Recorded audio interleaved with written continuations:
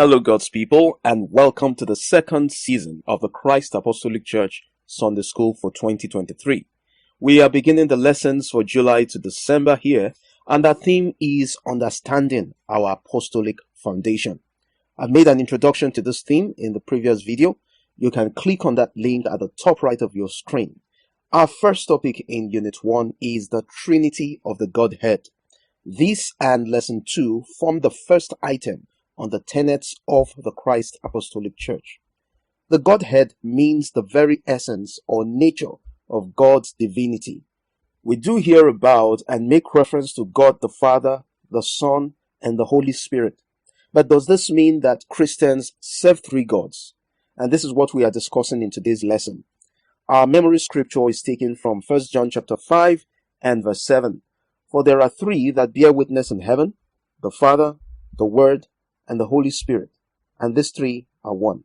The lesson will be treated in two divisions. 1, the Lord God is one, and 2, the unity of the Godhead. So in division 1, we will take a look at a number of scriptures that help answer the question of how many gods Christians worship. We will start with Deuteronomy chapter 4. In verse 35 of Deuteronomy chapter 4, the Bible tells us, "To you it was shown that you might know that the Lord himself is God. There is none other besides him." Note that he is referred to as both Lord and God. And it says, there is none other apart from him. Verse 39 continues, "Therefore know this day, and consider it in your heart, that the Lord himself is God in heaven above, and on the earth beneath. There is no other." So we do not have one Lord or God in heaven, and another on earth. There is none else. In Isaiah chapter 45 and verse 21, God speaks in the second part of the verse, "And there is no other God besides me, a just God and a Savior. There is none besides me." There is also Deuteronomy chapter 6 and verse 4, which Jesus would later quote in Mark chapter 12 and verse 29, when he spoke about the foremost commandment. It says, "Hear, O Israel, the Lord our God, the Lord is one."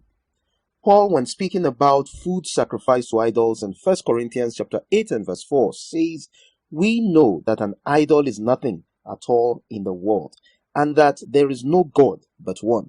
He continues saying, "For even if there are so-called gods, whether in heaven or on earth, yet for us there is but one God, the Father, from whom all things came and for whom we live, and there is but one Lord." Remember that in the previous verses we had read, the Lord and God had referred to the same person. So it says, "And there is but one Lord, Jesus Christ, through whom all things came and through whom we live."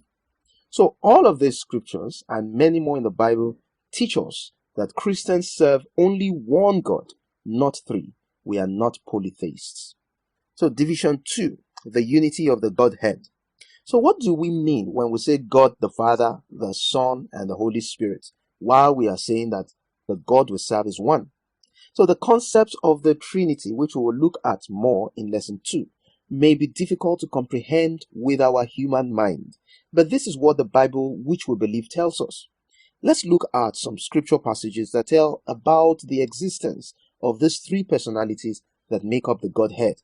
Remember when Jesus gave the Great Commission in Matthew chapter 28 and verse 19, which says, "Go therefore and make disciples of all the nations, baptizing them in the name of the Father and of the Son and of the Holy Spirit." He had mentioned these three personalities of the Godhead.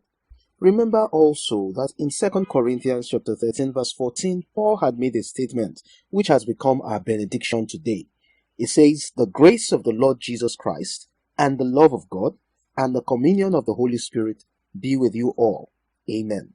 So scriptures like John chapter 1 verse 1 to 14, John chapter 14, and many others speak about these distinct persons of the Godhead. We will take a closer look at these verses in lesson 2.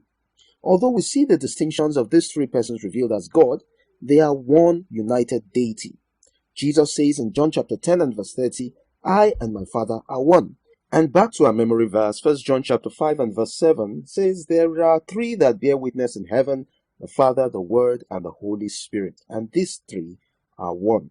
So we see all three in creation, in the authorship of scriptures, in giving life, in giving salvation to men, and in calling men to ministry. Each of them is not a part of God, but fully God. And concerning Jesus, the Bible tells us in Colossians chapter 2 verse 9 that in him dwells all the fullness of the Godhead bodily. So Christ is fully God, and so is the Father and the Spirit. Our lesson summary: God is one, and there is none other like him. He has revealed himself in three persons: the Father, the Son, and the Holy Spirit, and these three are one. May the Lord keep opening our eyes to his revelations in Jesus' name. So let's meet next week for lesson 2 as we take a look at the Trinity of the persons in the Godhead. Till then, do have a great week ahead, and God bless you.